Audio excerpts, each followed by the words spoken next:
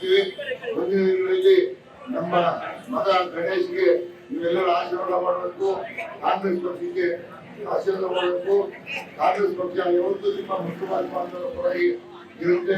ಏನೇ ಕಷ್ಟ ಬಂದು ಕೂಡ ಹಂಚಿಕೊಳ್ಳುವಂತ ಕಷ್ಟವನ್ನು ನಾವು ನಮ್ಮ ಮುಖಂಡರು ನಮ್ಮ ಕುಟುಂಬದ ಸದಸ್ಯರು ಮಾಡ್ತೇವೆ.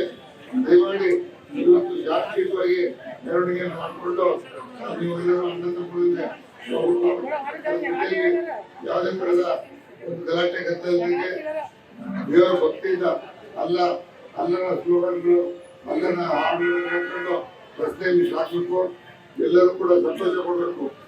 ಶಾಂತಿಯುತವಾಗಿ ನೋಡಿ ವಿಶೇಷ ಬಂದ್ರೆ ಇಷ್ಟು ಜನ ಸೈಲೆಂಟ್ ಆಗಿ ಶಾಂತಿಯಿಂದ ದೇವರ ಗೀತೆ ಹೇಳ್ಕೊಂಡು ಹೋಗ್ತಾರೆ.